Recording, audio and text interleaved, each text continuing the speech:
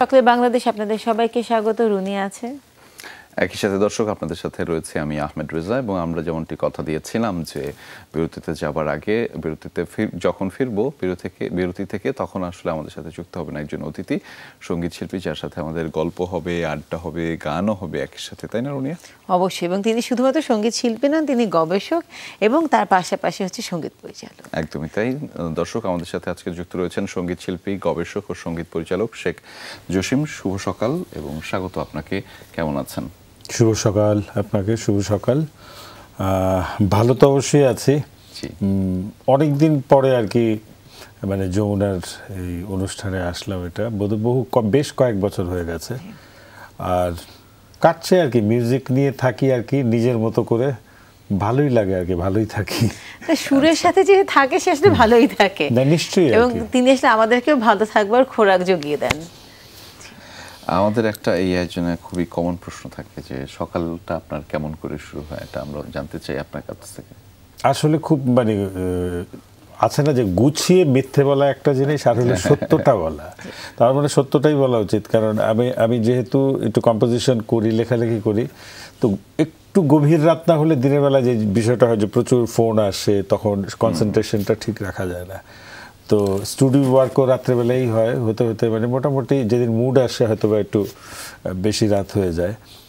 সকালটা যেরকম ছোটোবেলায় বা যখন শুরু করেছিলাম মিউজিক, যে খুব রেয়াজের মধ্যে থাকার যে বিষয়টি, সেটি এখন আর তেমন হয় না। এখন রেয়াজটা হয়ে গেছে হচ্ছে মুডের উপরে, যে মুডটা ভালো আছে, আচ্ছা ঠিক আছে একটু বসি গান নিয়ে আর কি, নিজের জন্য একটুখানি রেয়াজ করে দিচ্ছে। তো নজরুলের সাথে তো অনেক দিনের পথ চলে এবং তার পাশাপাশি তো আপনার শাস্ত্রীয় সঙ্গীতেও তো আপনার সেখানে দীক্ষা আছে। বাংলাদেশের প্রেক্ষাপট থেকে যদি জানতে চাই, সে শাস্ত্রীয় সঙ্গীত বাংলাদেশের অবস্থানটা কি, বাংলাদেশ কি অবস্থানে আছে শাস্ত্রীয় সঙ্গীতের বিষয়ে?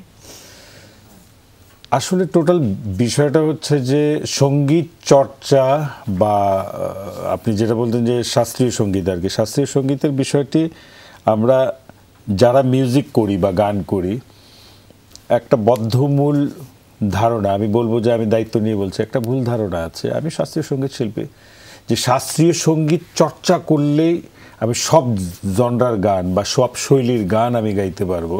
আসলে বিষয়টি তেমন কোনো কিছু নয়।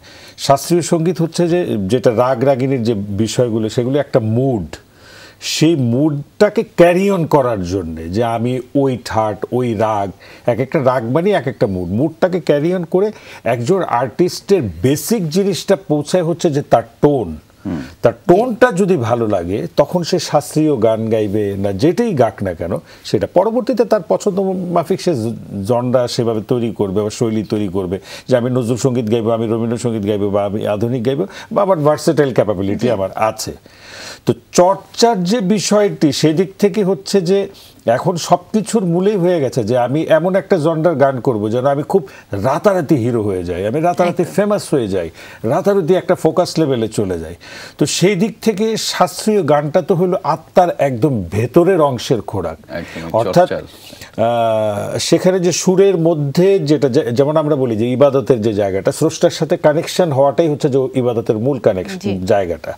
তো সুর, শাস্ত্রীয় রাগাশ্রিত বা একটা মুড বিল্ড করা, ওই জায়গাটা হচ্ছে সেই ডেপথের জায়গাটাতে। এখন যদি জেনেটিক্যালি সেই মানুষটাকেও গ্রোন হতে হবে, যেমন আমরা যেটা আমাদের গুরুজিরা বলতেন যে একটা মানুষের ফানকারি যেটা হলো যে মিউজিক্যালি অর এনি আদার্স মানে ক্রিয়েটিভ সমস্ত সেক্টরে তাকে ডেভেলপ হতে 3টা পুরুষ সময় লাগে।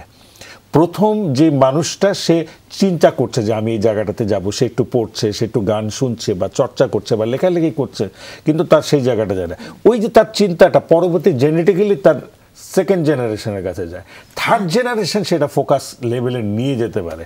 এখানে যেমন আমরা অনেক আক্ষেপ করে বলি আমি অনেক এতদিন ক্লাসিক্যাল চর্চা করেছি, ওইটা করেছি, আমার কোনো দাম নেই, ওইটা না। আসলে দামের বিষয় না, যিনি চর্চা করেন সে দামের জন্য করবেন না, তিনি নিজের জন্য করবেন।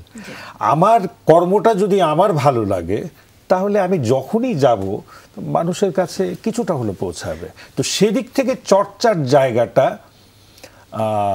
খুব একটা শক্তপোক্ত জায়গায় আছে সেটা আমি বলবো না, তবে এইটা সত্যি কথা, এই সাবকন্টিনেন্টাল মিউজিকে সারা পৃথিবীময় যে হিন্দুস্তানীয় সঙ্গীতকে বা ইন্ডিয়ান ক্লাসিক্যাল মিউজিক বা সাউথ ইস্ট এশিয়ার যে মিউজিককে ইন্টারন্যাশনালি ইন্ট্রোডিউস করিয়েছে, ওগুলির মধ্যে ধরেন 100 জনের মধ্যে প্রায় 60% আর ব্রন ইন দিস ল্যান্ড অথবা বিলং দিস ল্যান্ড।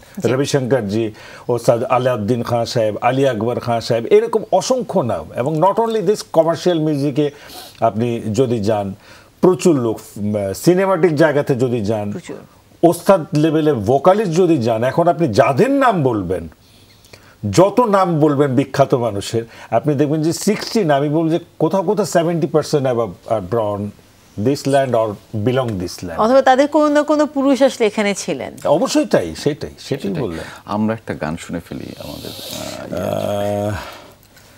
গান তো আসলে আলোচনার এক জিনিস আর গান আর এক জিনিস। গান শোনার লোকটাও একটু সংবরণ না করতে পারছি না। নিশ্চয়ই আমি আসলে, আমার একটা সমস্যা হয় যে আমি দেখে একটুখানি না দেখলে হয়তো লিরিকটা ভুলে যাই, তো সেজন্য আমি আমার মানে গানটা গাইবো এরকম প্রিপারেশন ছিল না বোধহয়, আমি আমার ওই ট্যাপটা নিয়ে আসতে পারছি। আমি আমার একটা কম্পোজিশনের আমি কিছুটা আগে মানে কতটুকু ডিউরেশনে গাইতে পারবো আমরা প্রথমটা ছোট গাইলে আমার নিজের একটা কম্পোজিশন, নিজের লেখা।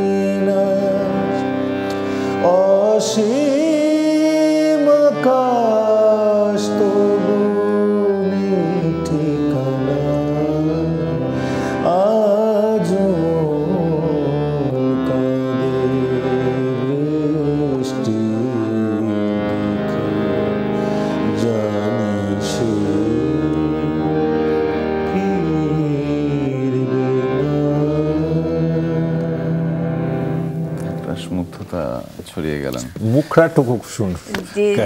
যেভাবে স্যার বলছিলেন যে হ্যাঁ মুডের কথা, একদম মুড সেট হয়ে গেছে সকালের জন্য। অসংখ্য অসংখ্য আপনাকে ধন্যবাদ। জাস্ট এই স্নিগ্ধতা দিয়ে আমরা শুরু করতে পেরেছি। আমরা যখনই রাগের কথা বলি তখনই কিন্তু আমরা বেশিরভাগ দেখা যায় যে জলসা বা আসরে যখন গান গাওয়ার কথা হয় তখন বেশিরভাগ আমাদের পশ্চিমবঙ্গের দিকে আসলে চলে যায়, কিন্তু আমাদের দেশে কিন্তু ভান্ডারে কম নেই। না, প্রচুর আছে, কিন্তু এখানে কিছু কথা আছে। যেমন আমি গতকালকে আমাদের শিল্পকলা একাডেমিতে এটা মানে তিনি হঠাৎ করে আর কি আমাদের ডিজি সাহেব লিয়াকত আলী লাকি, এবং তার মাথাতে এসেছে বিষয়টি যে বাংলাদেশের স্বাধীনতা পরবর্তী সময় বা পূর্ববর্তী সময় থেকে যে প্রচুর গান হয়েছে, প্রচুর জনপ্রিয় গান হয়েছে। তো এটা হলো গত বছরের শেষের দিকের কথা, উনি যখন আমি ওনার সাথে আর কি উনি আমাকে ডিসকাস করার জন্য ডাকেন, তো বলে যে প্রচুর গান হয়েছে, কিন্তু এই যে আমরা কাজ করছি কিন্তু রাগের সাথে সম্পর্ক যুক্ত কম্পোজিশন কি পরিমাণ আছে সেটা কি আপনি জানেন বা কি করা যায়? একটা চিন্তা করেন তো, খুঁজে বের করেন, আমরা এটাকে নিয়ে একটা পরীক্ষামূলক একটা প্রকল্প আমরা শুরু করতে পারি। তো সত্যি সত্যি আমি সেটাতে হাত দিতে গিয়ে, আমি ঢুকতে গিয়ে আমার মোটামুটি 5-6 মাস সময় পার হয়ে যায়। এবং আমি মানে রীতিমতো ভড়কে গেছি যে উনি তো আমাকে জিজ্ঞেস করবে যে কী করলেন, কত দূর করলেন। তো আমি নিজের থেকে আর কি ওনার সাথে আবার দেখা করলাম যে আমি কাজ করছি, কিন্তু আমি খুব বিব্রত এই কাজটি করতে গিয়ে। কারণ বলতে দ্বিধা নেই আর কি, আসলে যা পরবর্তী এখন যে প্রজন্ম আসছে এর মধ্যে দুই রকমের প্রজন্ম আছে। একটা মিউজিক্যালি সুশিক্ষিত একটা প্রজন্ম তৈরি হচ্ছে, যেটা একাডেমিক্যালি কোয়ালিফাইড হয়ে আসছে। আরেকটা প্রজন্ম আসছে যে শুনে শুনে গীত, শুনে শুনে কম্পোজার বা যন্ত্র কিনে কম্পোজার। তো এটা তো যেহেতু গুরুমুখী বিদ্যা, মানে মিউজিক এমন একটা বিষয়, এটা বায়বীয় বিষয়, এটা কিন্তু আপনি হাত দিয়ে ধরতে পারবেন না। যেমন আমরা একটু আগে বললাম যে রাগ রাগানি কি মুডের বিষয়, তার কানেকশনের বিষয়। আমরা যদি কানেক্ট হতে না পারি তাহলে কানেক্ট করতে পারবো না। তো কানেকশনের জন্য আপনাকে অবশ্যই সেই মুডটাকে ধারণ করার জন্য যে তালিম, গুরুমুখী যে তালিম, সেই জায়গাতে যেতে হবে। তো সেই জায়গাটাতে আমি কেন কথাটা বলে নিলাম যে যারা চলে গেছেন অনেক বিশাল বিশাল গুণী মানুষ, এবং যারা দু একজন জীবদ্দশায় আছে, তাদের কিছু কম্পোজিশন, যেহেতু আমি ওখানে কিছু রাগের ছায়াও পেয়েছি, ও তাদের কাছে জিজ্ঞেস করলাম জিনিসটা অনেকটা হলো কি, তখনকার সময়ও গুণী মানুষ যেমন ছিলেন, কিছু মানুষ ছিলেন এরকম, ওই গানটা ভালো হয়েছে, ওই গানটার মতো গান এবং মতো জাতীয় গান কিন্তু অনেক বেশি হয়েছে। তো যার জন্যে একটা সুবিধা হয়েছে যে গতকালকে এটা অন ইয়ার হয়েছে আর কি, লাইভ শিল্পকলাতে আপনার নাট্যশালার বড় অডিটোরিয়ামে শিল্পকলার আয়োজনে অনুষ্ঠান হয়েছে। বাংলাদেশে সুজিত মোস্তফা, আমি, আবার নতুন প্রজন্মের কয়েকজন ছেলে, শাস্ত্রীয় সঙ্গীতের প্রজেক্ট চলছে। ওর ভেতরে রাগাশ্রয়ী বাংলা গান, আমাদের গান, সেই গানের জায়গাতে তখন আমি বের করলাম যে অসম্ভব জনপ্রিয় কিছু গানের ভেতর থেকে রাগের আশ্রয় খুঁজলাম।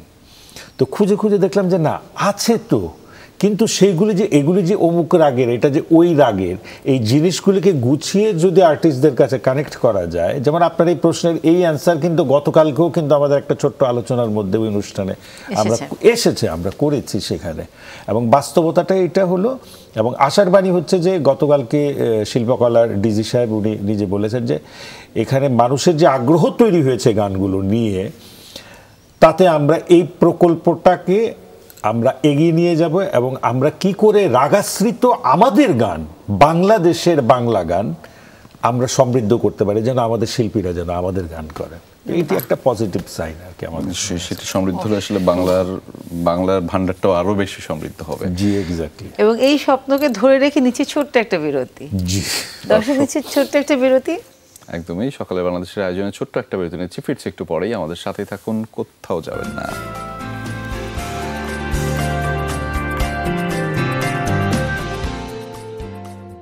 দর্শক স্বাগত জানাচ্ছি আরও একবার সকালে বাংলাদেশের আয়োজনে। রেজা রয়েছে, রুনিয়া রয়েছে, এবং আমাদের সাথে যুক্ত রয়েছে সঙ্গীত শিল্পী, গবেষক ও সঙ্গীত পরিচালক শেখ জসিম, যার কাছ থেকে আসলে অনেক বিষয় আমরা জানছিলাম এবং আগ্রহ নিয়ে, মুগ্ধতা নিয়ে শুনছিলাম আপনার কাছ থেকে। আপনি যেখানে বলছিলেন, আমি একটা বিষয় একটু জানতে চাই যে আপনি একটা পর্যায়ে এসে একটা প্রজন্মের কথা বলেছেন, যে প্রজন্ম দুই ভাগে বিভক্ত। এখন সবার মধ্যে একটা, সবাই এখানে যারা আসেন সবাই কম বেশি একটা অনুযোগ করেন যে এখনকার প্রজন্মের মধ্যে সবার অস্থিরতা এত বেশি, কম সময়ে অনেক বেশি পেতে চায়, এবং বিশেষ করে প্রযুক্তিগত সহায়তা পেয়ে তারা সেটিকে আরও বেশিভাবে নেতিবাচকভাবে অনেকটা সময় কাজে লাগায়। আপনি জায়গাগুলোতে কেমনভাবে দেখেন? না, প্রযুক্তি আসবে এবং প্রত্যেকটা যুগের পরিবর্তনের সাথে সাথে কিন্তু কিছু কিছু মানে মুখস্থধারী বুদ্ধিজীবী থাকবে, তারা বলবে এই গেল বোধহয়, সব উচ্ছন্নে গেল, সব ধ্বংস হয়ে গেল। আর কিছু কিছু আছে, আচ্ছা এই সুবিধাটা নিয়ে তো আমি তো এই সেক্টরে তো বিশাল কিছু হয়ে যেতে পারি। হ্যাঁ, মানে অনেকটা হলো যে এরকম মুরগির খামার একজন করে প্রচুর লাভবান হয়ে গেছে, এখন সবাই দৌড়াইছে ওটার পিছনে যে মুরগির খামার করব। তো মুরগির খামার করতে গিয়ে সে তো সেই মুরগিকে সেভ করার জন্য যে টেকনোলজি, সে তো সেটা জানে না, সে তার ভিতরে সেই শিক্ষা নেই, তালিম নেই। যার কারণে কি হলো, ওই যারা বিজনেস শুরুতে করলো, যারা জানতো, তারাই কিন্তু টিকে থাকলো, বাকিগুলো কিন্তু ঝরে গেল। বিষয়টা এটা হলো যে একটা সময় আসে যখন একটা অস্থিরতা ক্রিয়েট হয়, কারণ আমি কোথায় যাব, আমার আইডেন্টিটি কি, ওই ক্রাইসিসটা আমরা ভুগি। আর আমার অনেক দূর যেতে হবে, আমাকে দেখতে কেমন লাগছে, আচ্ছা ঠিক আছে আমি যে ওই কাজটা করবো, আমি কিন্তু ওর চাইতে আমি এটা ভালো পারি, কিন্তু তার পিছনে যে প্রকৃত যোগ্য মানুষগুলো আছে সেগুলির দিকে তার কর্ণপাত হয় না। তখন হয় কি, যখন সে জায়গায় জায়গায় ব্রেকডাউন হচ্ছে, বাধা পাচ্ছে, তখন সে ফিরে আসে এখানে। আর তখন আলোকিত যে মানুষগুলো যারা আলো নিয়ে কাজ করছে পিছনে, ওরা ধীরে ধীরে ধীরে ধীরে ধীরে এগিয়ে যায় তাদের আমরা একটা গান শুনবো, কিন্তু তার আগে আমি একটা প্রশ্ন জানতেই চাই। আপনি একটু আগেও বলছিলেন এবং এই কথাটা ধ্রুব সত্য যে সঙ্গীতটা আসলে গুরুমুখী বিদ্যা। সেখানে এখন সবাই আসলে ইউটিউব দেখে দেখে শিখে, বাসায় বসে বসে সেটা তালিম নেয়। আপনি নিশ্চয়ই জানেন সেটা। এটা অনেক অনেক ভালো একটা প্রশ্ন আপনি মানে তুলেছেন। বিষয়টা হচ্ছে যে খুব সায়েন্টিফিক্যালি আপনি হিসাব করেন, মানে ম্যাথমেটিক্যাল টার্মস, সায়েন্টিফিক ফরমেশনের বাইরে কিন্তু মিউজিক না। আপনি যদি এই মহাশূন্য, যখন এই যে গ্রহমণ্ডলে সৌরজগৎ কোনো কিছু ছিল না, তখন কি ছিল? টোটালটাই শূন্য ছিল, অর্থাৎ কিছুই ছিল না। মানে আপনি ওখান থেকে কোনো কিছু ফেলে দিলেও পড়তেই থাকবে, কোথাও গিয়ে পড়ার কিছু নাই। তো যেটা হলো যে শেষ যে মানে স্টিফেন হকিন্স, উনি যে বিগ ব্যাং থিওরি আবিষ্কার করেন, ওটা কি আসলে উনি যেটা করেছেন বা করতে চেয়েছেন, যে আমরা যে ব্লাস্টের ধর্ম জানি যে ধ্বংস করবে, কিন্তু সৃষ্টিকর্তা বলে যে একজন আছেন সবাই বলে, বা সব ধর্মশাস্ত্রে বলে যে তিনি একটা ব্লাস্ট করেছেন, যে ব্লাস্টে সৃষ্টি হয়েছে।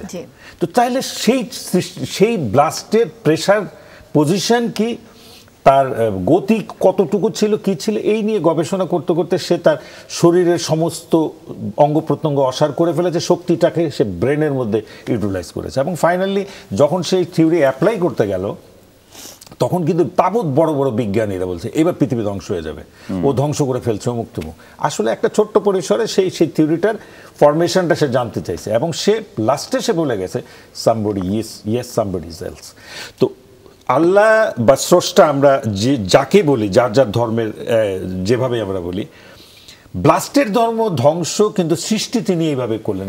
সৃষ্টি ওই ব্লাস্ট দিয়ে সমস্ত শত শত কোটি কোটি সৌরজগৎ এক একটা সৌর তৈরি হয়ে গেল।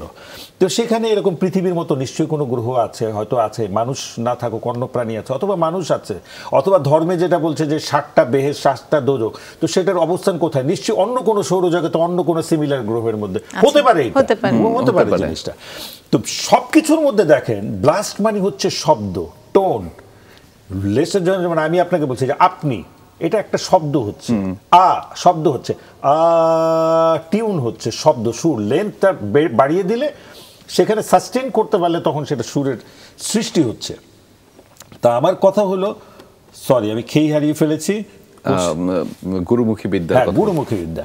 তা আমার কথা হলো যে এই যে বায়বীয় বিষয়, কিন্তু রিয়েলাইজ করার বিষয়, ফিল করার বিষয়, কানেক্ট হওয়ার বিষয়, হ্যাঁ। তো সেইখানে যেটাকে আমি ধরতে পারি না, আমাকে ফিল করতে হয়, আমার অস্তিত্ব দিয়ে অনুভব করতে হয়। তো সেখানে গুরু দর্শন ছাড়া দিস ইজ অ্যাবসার্ড ইম্পসিবল। এবং গুরু তাকে লাগবেই। কেন বলি, এই যে দেখেন 7, 5, 12টা নোটের মধ্যে 7টা শুদ্ধ স্বর সারেগামা পাধানি, আর তার সাথে হলো 5টা বিকৃত স্বর, মিলে 12টা স্বর। এই 12টা স্বরের মধ্যে পৃথিবীর তাবৎ মিউজিক। তো এখন আপনি সা বলছেন, এখন আমাদের যে জিনিসটা, মানে ওয়েস্টার্ন মিউজিকের যারা মিউজিকের কম্পোজার বা বড় বড় মানুষ, আমাদের এই সাবকন্টিনেন্টাল মিউজিকটাকে তারা মানে সায়েন্টিফিক মনে করে, এবং মানে কি ম্যাথমেটিক্যালি তারা অন্যরকম ভাবে একটা পজিশনে থাকে, এবং তারা পেয়েছে, এবং তারা কিন্তু এখানে আসছে, নতুন করে শুরু হয়েছে।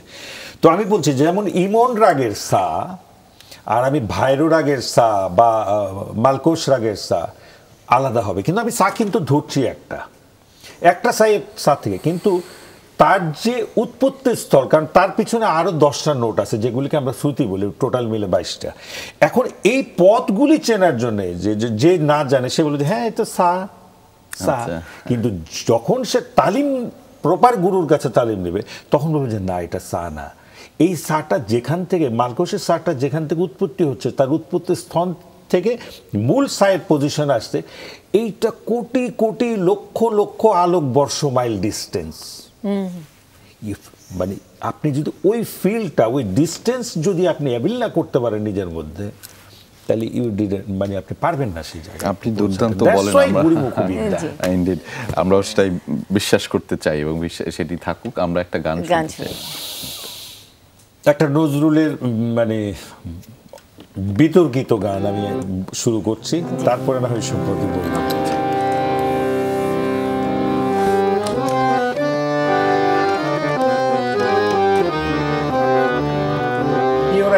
রাগের উপরে, একটা রাগের মুডের উপরে।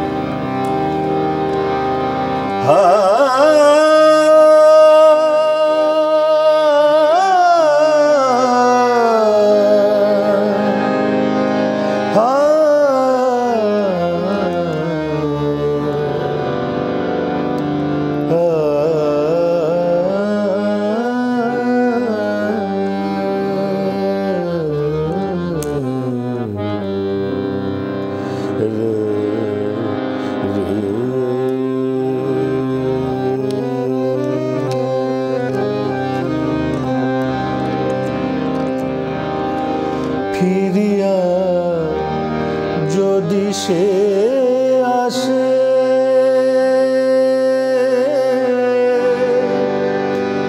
আমারও খোঁজে ঝরা গোলাপে,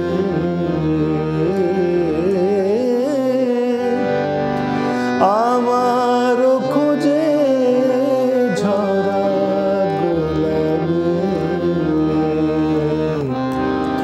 আনিয়া সমাধি পাশে আমার হৃদয় বাণী শোনাবে। ঝরা গোলাপে ফিরিয়া যদি সে আসে,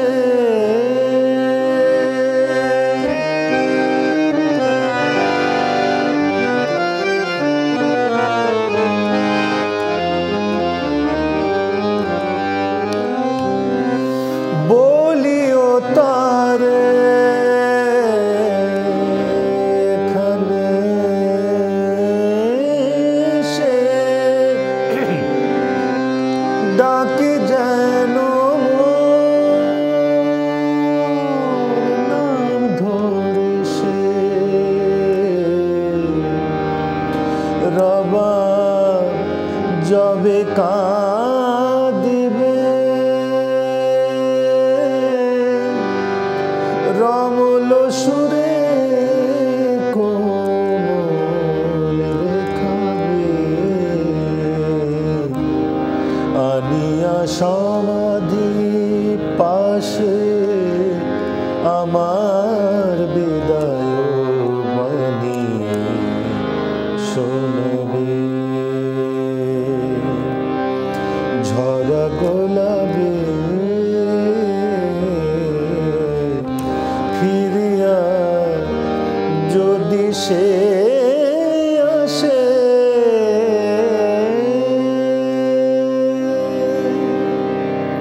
ছোট্ট করে। মানে আমি বলতেছি না অদ্ভুত সুন্দর, কারণ এটা আসলে আমাদের মনে হচ্ছে বলাটা অনেক ছোট হবে, আমরা ভালো লাগাটা অনেক বড়, ভালো লাগাটা অনেক বড়। আমরা এই ভালো লাগাটা ধরে রাখতে চাই। ছোট্ট একটা বিরতি নিচ্ছি, এসে নজরুল নিয়ে কথা বলবো। জি দর্শক নিচে ছোট্ট একটা বিরতি, কোথাও যাবেন না। একদমই তাই, আমাদের সাথে থাকুন, ফিরছি একটু পরেই।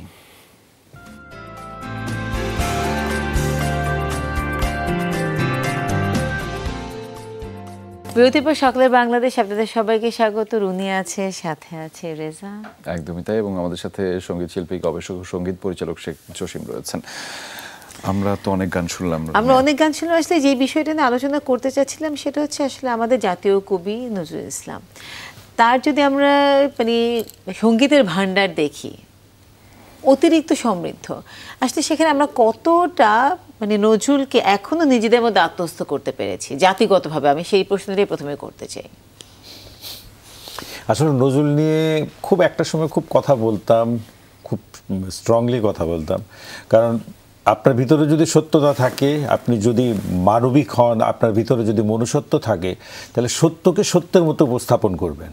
তবে আমাদের বর্তমান সময়টা সমাজটা হয়ে গেছে যে আমি ঠিক কোন কথাটা বললে আমার ক্ষতি হবে, আমার জায়গার পরিধিটা ছোট হয়ে আসবে, আর কোন ধরনের কথা বললে আমি সমাজে মানে খুব একটা অর্থনৈতিক হোক, সামাজিক হোক, সমস্ত একটা প্রতিপত্তি অর্জন করতে পারবো এবং কমিউনিকেট করা আর কি, মানে এটাকে কি বলবো যে একটা খুব সস্তা ভাষায় বলে যে লবিং বাজ আর কি অনেকটা। তো এই জিনিসটা আমাদের বর্তমান সমাজে খুব দখল করে নিয়েছে এবং এইটার একটা বাজে ইম্প্যাক্ট খুব সহসাই আমরা পরিষ্কারভাবে দেখতে পারবো। এখন হয়তো ফিল করছি ইনভিজিবল অবস্থায়, বাট ভিজিবলি আমরা দেখতে পারবো যে একটা অশিক্ষিত, একাডেমিক্যালি কোয়ালিফাইড অশিক্ষিত একটা জাতি হিসাবে আমরা সামনের দিকে এগিয়ে যাচ্ছি, ধাবিত হচ্ছে। হোয়াট এভার, নজরুল অবশ্যই শুধু বাংলা সঙ্গীতকে উনি পথ দেখাননি, সমৃদ্ধ করেননি, বাংলা ভাষাতেও তার অনেক বড় অবদান। প্রায় 2,000 থেকে 2,500 শব্দ তিনি তার বাংলা আমরা ডিকশনারিতে তার দেয়া প্রবেশ করেছে।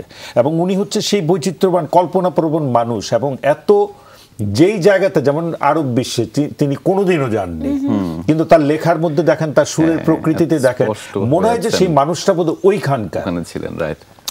বিষয় বৈচিত্র্যের দিক থেকেও যদি আমরা দেখি যে নজরুলের গানে প্রায় 52-53 প্রকারের বিষয়বস্তু পাওয়া যায়। আভিজাত্য শ্রেণী যেরকম তার সৃষ্টির মধ্যে এসছেন, এবং সবচেয়ে খেটে খাওয়া সাধারণ একদম রাস্তার পড়ে থাকা মানুষটা, অথবা পাহাড় পর্বতে যে ট্রাইবাল গ্রুপ যারা আছে, গোষ্ঠী যারা আছে, তাদের বিষয়গুলি কোনো সেক্টর বাদ যায়নি। রাজনীতির ক্ষেত্রে বলেন যে মহাত্মা গান্ধী যখন অসহযোগ আর কি মানে অহিংস আন্দোলন উনি ডাক দিলেন, উনি উদ্বুদ্ধ হয়ে নজরুল সেখানে কিন্তু জয়েন করলেন, এবং he is the first person যে উনি একটা সময় রিয়ালাইজ করলেন যে না, ব্রিটিশ তাড়াতে হলে আমি শুধু অহিংস আন্দোলন দিয়ে আমি আমার বুকে গুলি নেব বা এটা করব সেটা, হ্যাঁ আমি মৃত্যুবরণ করব, কিন্তু হবে না, ওদেরকে মারতে হবে। উনি বললেন, উনি প্রতিবাদ করলেন যে অহিংস আন্দোলন দিয়ে হবে না। এই যে তার লেখার ধারা ছুটলো নতুন করে, এরপরে তার জেল, জরিমানা, এটা সেটা অনেক অত্যাচার, বহুবিধ বহু কিছু হয়েছে। সেটা ছিল তার জীবদ্দশায়। মৃত্যুর পরে যেটা হচ্ছে, সংক্ষিপ্ত যেতে হবে, আমাদের সাথে সময় কম। মৃত্যুর পরের বিষয়গুলি হয়ে গেছে এরকম যে তাকে একটা ইনস্টিটিউশনাল ফর্মের মধ্যে আনা হয়েছে। আগে নজরুল একাডেমি ছিল, নজরুল একাডেমি প্রতিষ্ঠিত। নজরুল একাডেমির ভিতরে এক্সিকিউটিভ মেম্বারদের মধ্যে কিছু মাটামাটি কাটাকাটি হয়েছে, বলে আমি তোমার সাথে থাকবো না, তোমার সাথে আমি থাকবো না। বাস্তবতাটা যেটা, নজরুল একাডেমি ছিল সেটা তো সরকারি প্রতিষ্ঠানই, সেই প্রতিষ্ঠান কিন্তু আজকে ভঙ্গুর। শুধু হচ্ছে জমিটা ছাড়া আর কিছু নাই। কিছু অযাচিত মানুষ আছে যেটাকে ধ্বংস করে ফেলেছে, হয়তো কিছু সময় পরে সে প্রপার্টিটা হরপ করবে। আর নজরুল ইনস্টিটিউট হয়েছে, কিন্তু সেইটা একটা গোত্রীয় গোষ্ঠীর বাণিজ্যিক কাজ করার জন্য। নজরুলের প্রকৃত জনপ্রিয় গানগুলো যেগুলো, ভাই তুমি শুদ্ধ সঙ্গীতের করবা, নজরুলের নতুন আরো যেসব গান খুঁজে পাওয়া যাচ্ছে না সেগুলো উদ্ধার করো, কিন্তু যেই গানগুলো জনপ্রিয়, যে মানুষের কাছে যে গানগুলো পৌঁছেছে, সেই গানগুলোকে বন্ধ করার উদ্দেশ্য হলো তোমার উদ্দেশ্য খারাপ। তুমি জনপ্রিয় নজরুলকে একটা মানে সেলফের মোড়কের মধ্যে তুমি প্রবেশ করিয়ে দিচ্ছ। এইটা হচ্ছে হলো মূল বিষয়টা। এটা নিয়ে অনেক বিস্তর আলোচনা হতে পারে। এটা নিয়ে আসলে আপনার সাথে আমরা আরেকদিন বিস্তর আলোচনা করব। আলোচনাটা খুবই কন্টিনিউ করতে ইচ্ছা হচ্ছে আমাদের দুজনে, এবং ইনফ্যাক্ট আমারও দুটো প্রশ্ন জিজ্ঞেস করতে ইচ্ছা হচ্ছিল, কিন্তু আমাদের সময় খুবই সংকীর্ণ। আমাদেরকে আসলে এই মুহূর্তে বিদায় নিতে হবে, এবং আমরা বিদায় নিচ্ছি এই মুহূর্তে দর্শকদের কাছ থেকে। তবে তার আগে আমরা বিদায় নেওয়ার পরে আপনার গান শুনতে শুনতে আমরা ফিরবো। আপনি যদি এক বাক্যে যদি দর্শকদের উদ্দেশ্যে কিছু বলতে চান। দর্শকদের উদ্দেশ্যে এক বাক্যে তো আর বলার কোনো কিছু নেই, কিন্তু দেশকে ভালোবাসুন, নিজের দিকে নিজে প্রতিদিন সকালবেলা ঘুম থেকে উঠে বারবার আয়নার দিকে তাকাবেন। আয়নার যে প্রতিবিম্বটা ওপারে যাকে দেখছেন, তিনি আসলে আপনি ভিজিবল, যাকে ছুঁতে পারছেন সে কিন্তু না। আপনার ভেতরের মানুষটা হচ্ছে সেটা। আপনি সারা পৃথিবীর সাথে মিথ্যে বলতে পারবেন, কিন্তু আপনি নিজের চোখের আইবল ফিক্স করে নিজের সাথে নিজে মিথ্যেটা বলতে পারবেন না। যদি কোনোদিন সেই জায়গায় মিথ্যে কথাটা বলতে পারেন, তখন সবার সাথে মিথ্যাটা বলবেন, অন্যায় করবেন, নয়তো করেন না, কারণ আপনি চিরদিন বেঁচে থাকবেন না। আপনার কর্ম, আপনার চিন্তা, ভালো জিনিসগুলো বেঁচে থাকবে।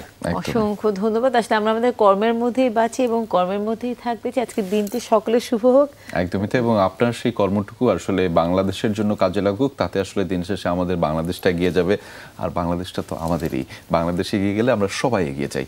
আমরা আপনার গান শুনতে শুনতে শেষ করতে চাই আমাদের এই আয়োজন। কবি আবু হেনা মোস্তফা কামালের আমার খুব প্রিয় একজন মানুষ, আমাদের শিল্পী সুজিত মোস্তফার বাবা, তার লেখা একটি গান আমার কাছে এসছে, আমি সুর করেছিলাম, সেটি গাই যাচ্ছি। এখনো তোমার যোগ্য যে গান, আমি তার সন্ধানে